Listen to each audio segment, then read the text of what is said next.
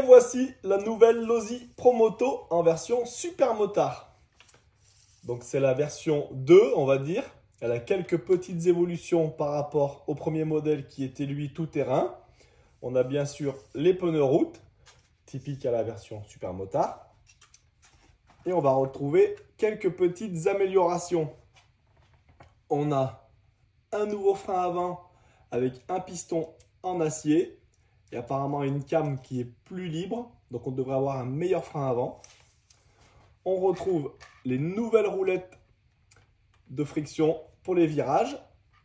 Elles ont un design un petit peu différent et ils les ont fait en plastique mou. Sur la première version, moi je les avais imprimées avec du TPU pour que ça fasse moins de bruit.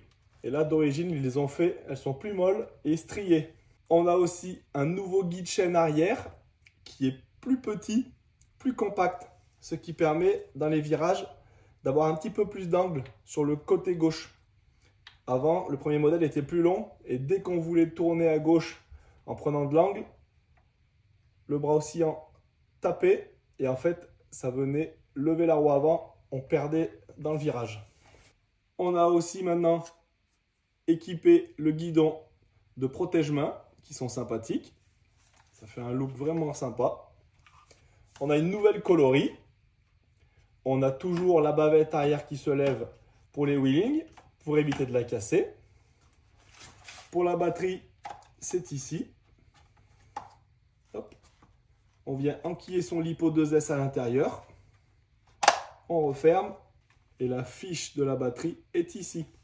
Rien ne dépasse. Le bouton est ici pour le démarrage.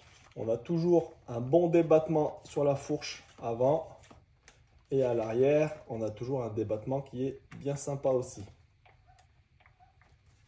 La transmission par chaîne qui est réaliste. Le moteur se retrouve au centre. On a une cascade de pignons et qui vient alimenter ici le pignon de sortie. Et après, on a la chaîne. Cette moto est équipée d'un gyroscope central qu'on vient actionner avec la radio. Ce qui permet de la rendre vraiment stable. Ça change des modèles où en fait le gyroscope était sur la roue arrière. C'était un gyroscope mécanique. Il fallait qu'on accélère pour l'actionner. Alors que celui-ci est motorisé par un moteur brushless. On l'active avec la radio.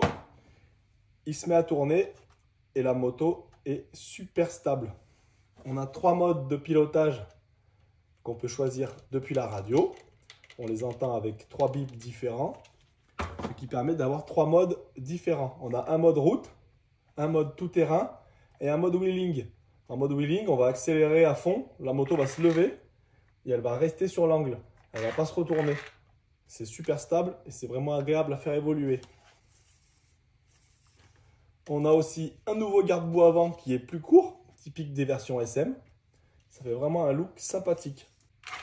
Je vais charger la batterie et à bientôt pour la vidéo test.